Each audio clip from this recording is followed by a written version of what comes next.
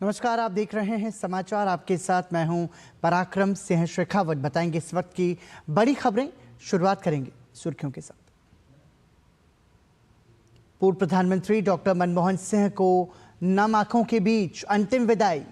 परिजनों की मौजूदगी में हुआ अंतिम संस्कार। राष्ट्रपति, उपराष्ट्रपति, प्रधानमंत्री और भूटान नरेश सहित गणमान्य हस्तियों ने दिल्ली के निगमबोध घाट पर अर्पित किए श्रद्धा सुमन।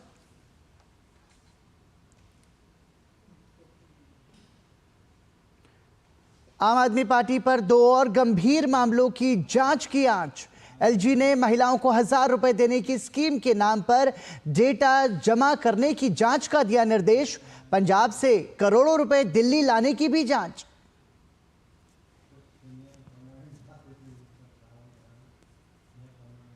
अन्ना विश्वविद्यालय यौन हिंसा मामले में मद्रास हाईकोर्ट ने तमिलनाडु पुलिस के रवैये पर उठाए सवाल। एसआईटी जांच की कही बात। पीड़िता की सुरक्षा और आर्थिक सहायता का निर्देश। राज्यपाल का कैंपस दौरा। मेलबर्न टेस्ट में छा गए नीतीश कुमार रेड्डी। जुड़ा टेस्ट करियर का शानदार शतक। तीसरे दिन का खेल खत्म होने पर भारत ने बनाए 9 विकेट पर 358 रन।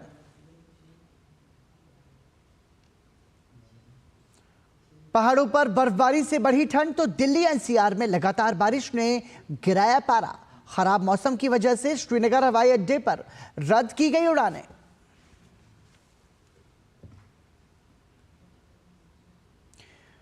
सुर्खियों के बाद खबरों पर नजर विस्तार से। पूर्व प्रधानमंत्री डॉक्टर मनमोहन सिंह का निगमबोध घाट पर पूरे राजकीय सम्मान के साथ अंतिम संस्कार किया गया। परिवार के सदस्यों के साथ राष्ट्रपति, उपराष्ट्रपति, प्रधानमंत्री नरेंद्र मोदी ने पूर्व प्रधानमंत्री डॉक्टर मनमोहन सिंह को अंतिम विदाई दी। इस दौरान तीनों सेनाओं ने उन्हें सलामी दी। पूर्व प्रधानमंत्री डॉक्टर मनमोहन सिंह का निगमबोध घाट पर राजकीय सम्मान के साथ अंतिम संस्कार किया गया। उनके पार्थिव शरीर को सेना की तोप गाड़ी पर दिल्ली के निगमबोध घाट लाया गया। यहां तीनों सेनाओं ने उन्हें सलामी दी।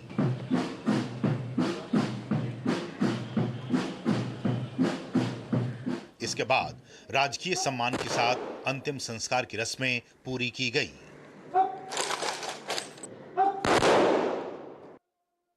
मनमोहन सिंह की पत्नी गुरशरण कौर और उनकी तीनों बेटियों ने नम आंखों से मनमोहन सिंह को अंतिम विदाई दी। राष्ट्रपति द्रौपदी मुर्मू, उपराष्ट्रपति जगदीप धनखड़,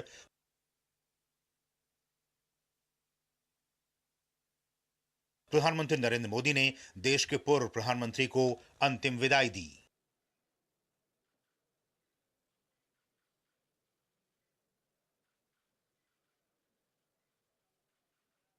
केंद्रीय गृह मंत्री अमित शाह, रक्षा मंत्री राजनाथ सिंह, लोकसभा अध्यक्ष ओम बिरला, दिल्ली के उपराज्यपाल विनय कुमार सक्सेना और कांग्रेस अध्यक्ष मल्लिकार्जुन खड़गे, लोकसभा में प्रतिपक्ष के नेता राहुल गांधी, कांग्रेस की पूर्व अध्यक्ष सोनिया गांधी समेत तमाम गणमान्य नेताओं ने उन्हें भावभीनी श्रद्धांजलि दी।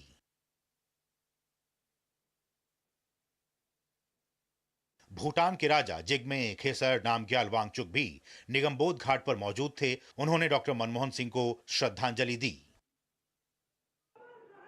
भारतीय जनता पार्टी और कांग्रेस के कई नेताओं ने भी पूर्व प्रधानमंत्री डॉक्टर मनमोहन सिंह को श्रद्धांजलि अर्पित की।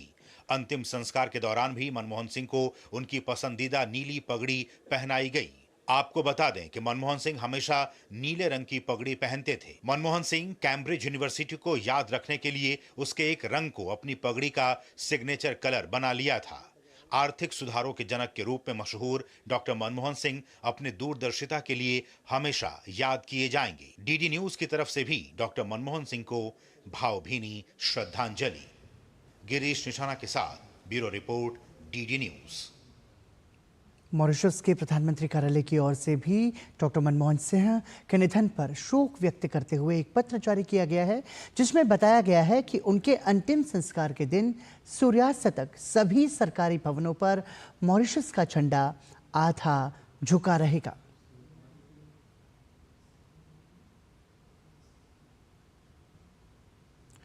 भाजपा प्रवक्ता सुधांशु त्रिवेदी ने पूर्व प्रधानमंत्री डॉक्टर मनमोहन सिंह के निधन पर शोक जताते हुए कहा कि उन्हें उचित सम्मान देने के लिए एनडीए सरकार पूरी तरह से प्रतिबद्ध है। उन्होंने पूर्व प्रधानमंत्री की स्मृति में एक स्मारक और समाधि बनाने के सरकार के निर्णय की जानकारी दी। उनके जैसे व्यक्तित्व जिन्होंने देश के आर्थिक विकास की एक बड़ी नींव रखी, उनको यथोचित सम्मान देने के लिए भारतीय जनता पार्टी और श्री नरेंद्र मोदी जी के नेतृत्व की एनडीए सरकार भी पूर्णतः प्रतिबद्ध है। और इसी के दृष्टिगत कल कैबिनेट ने अपनी बैठक में यह तय किया कि मनमोहन सिंह जी की स्मृति में एक स्मारक और समाधि स्थल बनाया जाएगा और इसमें जो भी प्रक्रियागत समय होगा कांग्रेस पार्टी को यह कन्वे किया गया।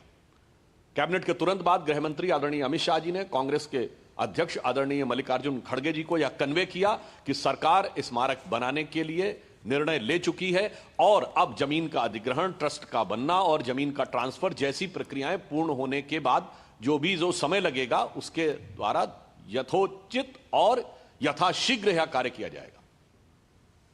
कांग्रेस द्वारा पूर्व प्रधानमंत्री डॉक्टर मनमोहन सिंह के लिए अलग से स्मृति स्मारक बनाए जाने की मांग पर पूर्व राष्ट्रपति प्रणब मुखर्जी की बेटी शर्मिष्ठा मुखर्जी ने कहा है कि इस मुद्दे पर राजनीति नहीं होनी चाहिए।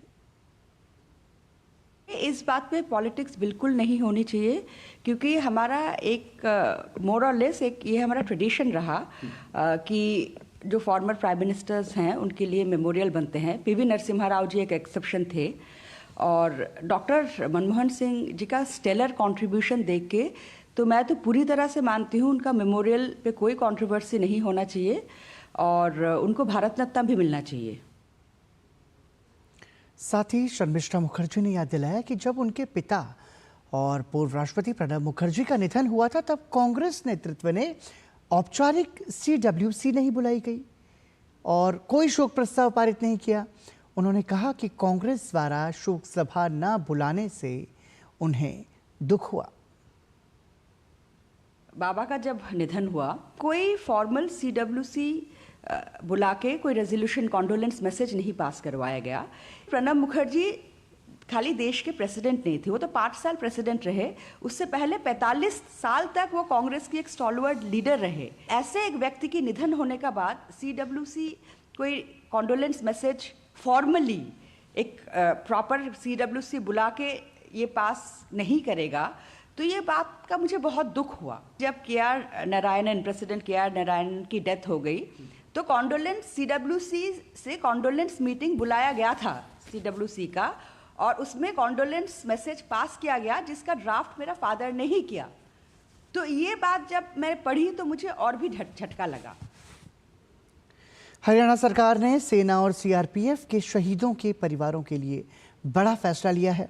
सैन्य सरकार ने सेना और CRPF के शहीदों के परिवारों के लिए दी जाने वाली अनुग्रह राशि को 50 लाख से बढ़ाकर 1 करोड़ रुपए करने का फैसला लिया है। इसके अलावा 1957 के हिंदी आंदोलन मातृभाषा के सत्याग्रहियों के लिए जो मासिक पेंशन 15,000 थी उसे भी बढ़ाकर 20,000 रुपए करने का निर्णय किया है। सेना और CRPF के शहीद परिवारों की अनुग्रह राशि वो 50 लाख रुपए से बढ़ा करके 1 करोड़ रुपए करने की वो स्वीकृति उसमें की गई है। जो हिंदी आंदोलन के 1957 के मातृभाषा सत्याग्रहियों के लिए जो मासिक पेंशन थी वो 15,000 रुपये थी, उसको बढ़ा करके 20,000 रुपये करने का निर्णय किया है। और तमिलनाडु के अन्ना यूनिवर्सिटी में हुए यौन उत्पीड़न का मामला तूल पकड़ता जा रहा है। तमिलनाडु के राज्यपाल RN रवि ने आज चेन्नई स्थित अन्ना यूनिवर्सिटी का दौरा किया, जहां उन्होंने घटनास्थल का निरीक्षण किया और मामले की जानकारी ली। गौरतलब है कि अन्ना यूनिवर्सिटी कैंपस में 23 दिसंबर को एक छात्रा के साथ यौन उत्पीड़न का मामला सामने आया था। वहीं आज इस मामले पर सुनवाई करते हुए मद्रास उच्च न्यायालय ने जांच के लिए महिला IPS अधिकारियों की एक विशेष जांच टीम का गठन किया है। मामले की सुनवाई करते हुए कोर्ट ने कहा कि पुलिस और विश्वविद्यालय की ओर से चूक हुई है और इसलिए वो SIT बनाने के लिए इच्छुक है। कोर्ट ने कहा कि पीड़िता के व्यक्तिगत विवरण वाली एफआईआर के लीक होने को गंभीरता से लिया जाना चाहिए और इसकी जांच की जानी चाहिए। कोर्ट ने कहा कि एफआईआर लीक होना पुलिस की ओर से एक गंभीर चूक थी, जिससे पीड़िता और उसके परिवार को आघात पहुंचा है। अदालत ने पुलिस महानिदेशक को पीड़िता और उसके परिवार को अंतरिम सुरक्षा देने का भी निर्देश दिया है। कोर्ट ने कहा कि हमें उम्मीद है कि एसआईटी सही तरीके से जांच करेगी और दोनों मामलों में आरोप पत्र दाखिल करेगी। और पिछले 32 दिनों से खनौरी बॉर्डर पर आमरण अनशन कर रहे किसान नेता जगजीत सिंह डल्लेवाल को मेडिकल सहायता न देने पर सुप्रीम कोर्ट ने पंजाब सरकार को कड़ी फटकार लगाई है। दरअसल किसान नेता जगजीत सिंह डल्लेवाल की तबीयत लगातार बिगड़ रही है। वहीं पंजाब सरकार ने सुप्रीम कोर्ट से मेडिकल सहायता देने पर अपनी असमर्थता जाहिर की है। पंजाब सरकार की ओर से एडवोकेट जनरल गुरमिंदर सिंह ने कोर्ट को कहा कि हम खुद को असहाय महसूस कर रहे हैं। डल्लेवाल ने मेडिकल सहायता लेने से मना कर दिया है और उन्हें समझाने की हमारी कोशिश नाकामयाब रही है और पुलिस के हस्तक्षेप से स्थिति बिगड़ सकती है। कोर्ट ने पंजाब सरकार के रवैये पर सवाल उठाते हुए कहा कि ऐसा लगता है कि आप भी डल्लेवाल के धरना स्थल पर मौजूद रहने के पक्ष में हैं। कोर्ट ने पंजाब सरकार से सख्त सवाल पूछे हैं।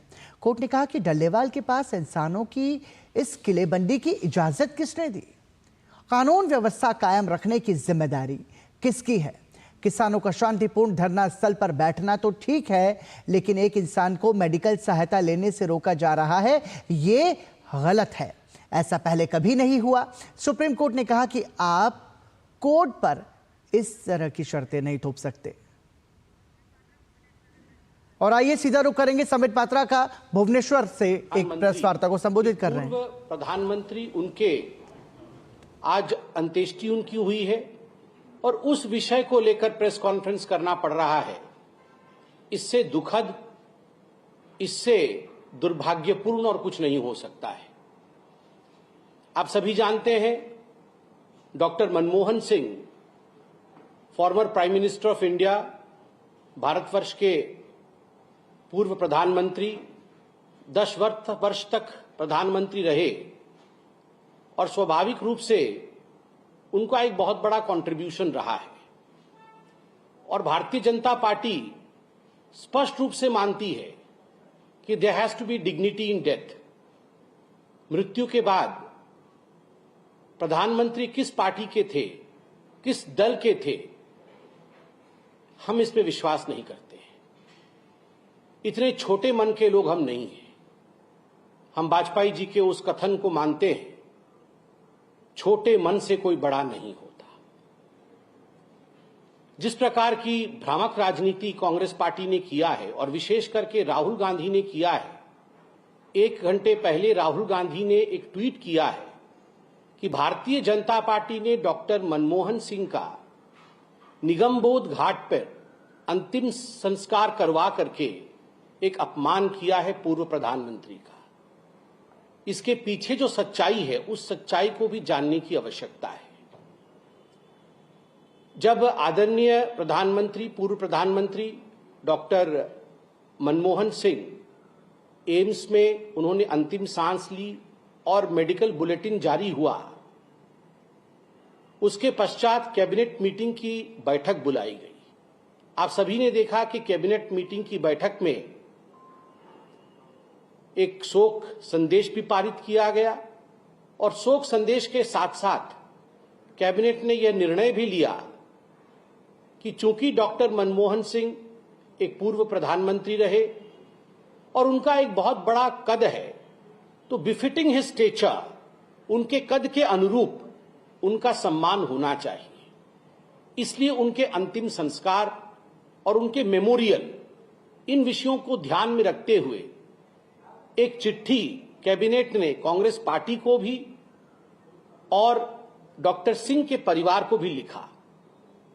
बड़े स्पष्ट रूप में इस चिट्ठी में भारत के कैबिनेट ने बताया, अभी की सरकार की कैबिनेट ने बताया कि हमारी ये इच्छा है कि एक मेमोरियल डॉक्टर मनमोहन सिंह के लिए स्थापित किया जाए और देश, दुनिया, हम सब उनको याद रखें उनके पॉजिटिव कंट्रीब्यूशन के लिए। इसलिए हम एक मेमोरियल चाहते हैं। स्वाभाविक है एक मेमोरियल बनाने का एक प्रोसीजर भी होता है, एक तरीका भी होता है। लैंड एक्वायर करना पड़ता है, एक ट्रस्ट बनाना पड़ता है। जब तक कि हम ये प्रोसीजर कर रहे हैं तब तक संस्कार का काम, क्रीमेशन इत्यादि, क्योंकि यह इंतजार नहीं कर सकती है। You proceed with the same, आप वो आगे लेकर चलिए और हम मेमोरियल बनाने का काम आगे बढ़ाते हैं। और ये एक सीधा संवाद था जो हमारी सरकार ने कांग्रेस पार्टी को भी लिखित में दिया और हमारी पार्टी ने आदरणीय डॉक्टर सिंह के परिवार को भी यह जताया। मगर उसके बाद कांग्रेस पार्टी ने जिस प्रकार की राजनीति की है, मुझे लगता है आज के दिन शोक के समय इस प्रकार की राजनीति नहीं करनी चाहिए। आज ये बताते हुए भी तकलीफ हो रही है, ये जो तू मैं सोशल मीडिया से लेकर हर जगह चल रहा है कांग्रेस पार्टी के समर्थकों द्वारा, उन्हें ये याद दिलाना पड़ेगा कि डॉक्टर मनमोहन सिंह जब हमारे बीच में थे और जब वो प्रधानमंत्री थे, यदि सर्वाधिक उनका किसी ने महिमा में खंडन किया है, उनकी इज्जत के साथ किसी ने खिलवाड़ की है, तो कांग्रेस पार्टी ने की है। और ये हकीकत है, हम सब जानते हैं, राहुल गांधी जी ने मनमोहन सिंह के अगुवाई में जो कैबिनेट थी, उस कैबिनेट की बैठक के कागज को जिस आक्रोश के साथ, जिस अहंकार के साथ, जिस ईगो के साथ बीच में दरबार में, जनता की दरबार में लाके फाड़ा था कि देखो मैं तो नहीं मानता डॉक्टर मनमोहन सिंह को, हम तो नहीं मानते, गांधी परिवार नहीं मानता डॉक्टर मनमोहन सिंह को, मैं ही हूं, आई एम द बॉस, यह पूरे हिंदुस्तान ने देखा था। केवल इतना ही नहीं, सोनिया गांधी जी एक पैरेलल सरकार चलाती थी, कई किताबें भी लिखी गई और उन किताबों में याद कीजिए, उसमें जिक्र किया गया कि जो सेक्रेटरी थे वो शाम 6 बजे मनमोहन सिंह जी के नाक के नीचे से फाइलें छीन लेते थे और जो सरकारी फाइलें होती थी वो सोनिया जी की एनएसी के पास जाती थी। उन्होंने जो एक बॉडी, अनकॉन्स्टिट्यूशनल बॉडी बनाई हुई थी जो कैबिनेट को सुपरसीड करता था, उस बॉडी के पास जाती थी और वो एनएसी निर्णय लेता था कि आखिर देश कैसे चलेगा। और इसको लेकर डॉक्टर मनमोहन सिंह भी काफी आघात में थे। कई बार तो मीडिया में ये चर्चा भी रहा कि इस प्रकार के व्यवहारों के कारण डॉक्टर मनमोहन सिंह ने इस्तीफा देने की बात भी सोची थी अपने मन में। केवल डॉक्टर मनमोहन सिंह नहीं, आज प्रणब मुखर्जी जो कांग्रेस के तत्कालीन बड़े नेता रहे, अध्यक्ष रहे, राष्ट्रपति रहे, प्रणब मुखर्जी की बेटी ने, शर्मिष्ठा मुखर्जी ने भी आज बहुत सारी बातों का खुलासा किया है। शर्मिष्ठा मुखर्जी जी ने भी कहा है कि मेरे पिता के साथ कांग्रेस वर्किंग कमेटी ने अन्याय किया। कांग्रेस पार्टी ने कहा कि प्रेसिडेंट्स का कभी भी कांग्रेस पार्टी शोक नहीं मनाती है, मगर ऐसा नहीं है कि पूर्व में कभी प्रेसिडेंट का शोक नहीं मनाया गया। ये सारे तथ्य आज शर्मिष्ठा मुखर्जी ने खुलासा किया है। प्रणब मुखर्जी कहीं बड़े ना हो जाए, प्रणब मुखर्जी को लिगेसी से बाहर रखने के लिए, उनके लिए किसी प्रकार की चेष्टा इसी कांग्रेस पार्टी ने नहीं की। और सबसे दुखद विषय तो आपको याद है, आज जो तू मैं कांग्रेस पार्टी कर रही है, रेस्पेक्ट की बात कांग्रेस पार्टी कह रही है। पीवी नरसिम्हा राव कांग्रेस पार्टी के एक कद्दावर नेता रहे और केवल कांग्रेस पार्टी के नहीं, देश के प्रधानमंत्री रहे और उनके निधन के पश्चात जो हुआ वो सबको विदित है। उनके पार्थिव शरीर को कांग्रेस पार्टी के मुख्यालय के अंदर स्थान तक नहीं दिया गया। जब उनका पार्थिव शरीर, जो कि उनका घर कुछ दूरी पर था कांग्रेस पार्टी के मुख्यालय से, जब उनका पार्थिव शरीर कांग्रेस पार्टी के मुख्यालय के गेट तक आता है तो गेट खोली नहीं जाती है और कांग्रेस पार्टी की, मैं कहूंगा, केवल अध्यक्षा नहीं, कांग्रेस पार्टी जिस परिवार के अधीन है, सोनिया जी ने स्पष्ट रूप से मना किया कि किसी भी कीमत पर नरसिम्हा राव की बॉडी कांग्रेस के चौखट के अंदर नहीं आनी चाहिए।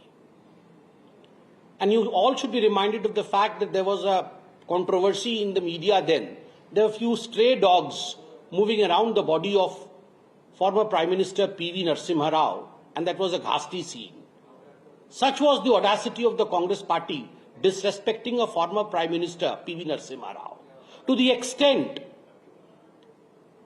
that सोनिया जी ने यह भी कह दिया कि नरसिम्हा राव जी का जो अंतिम संस्कार है वो दिल्ली में नहीं होगा, दिल्ली से बाहर कराना चाहिए, जिसके कारण हैदराबाद में उनका अंतिम संस्कार हुआ। उनके परिवारजनों को कहा गया बाहर जाके अंतिम संस्कार कराइए, ताकि जो नेहरू गांधी डायनास्टी है उनका दबदबा रहे और किसी भी प्रकार से कोई दूसरे former prime minister, Narasimha Rao ji वो पहले व्यक्ति थे गांधी परिवार से बाहर जिन्होंने बतौर प्रधानमंत्री एक फुल टर्म पूरा किया कांग्रेस के। आप सोचिए, उसके बावजूद कांग्रेस पार्टी को 10 वर्ष तक वो सत्ता में रहे। 2004 से 2014, 2004 में पीवी नरसिम्हा राव जी का देहांत हुआ था। 2004 से 2014 तक एक समाधि बनाने के लिए, एक मेमोरियल बनाने के लिए जगह नहीं दिया गया और स्पष्ट रूप से कांग्रेस पार्टी ने उनका कोई मेमोरियल नहीं बनाया। प्रधानमंत्री मोदी जी 2014 में आए और उसके पश्चात भारतीय जनता पार्टी ने ही एकता स्थल, जो कि पीवी नरसिम्हा राव जी के स्मृति में है, उसका निर्माण किया। भारत रत्न भी किसने दिया? कांग्रेस पार्टी ने भारत रत्न नहीं दिया।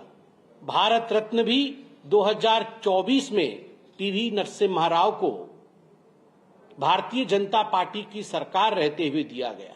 गांधी परिवार में सारे प्रधानमंत्रियों ने अपने आप को भारत रत्न दिया।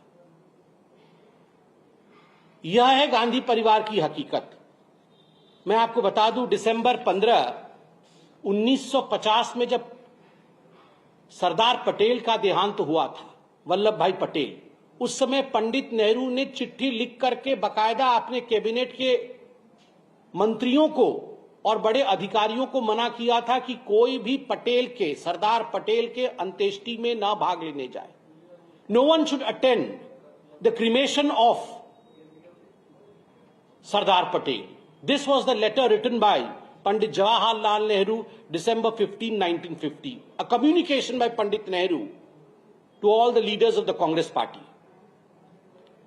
जब डॉक्टर राजेंद्र प्रसाद की मृत्यु हुई फरवरी 28, 1963 में, उस समय भी पंडित जवाहरलाल नेहरू नदारद थे उनके अंतिम संस्कार से।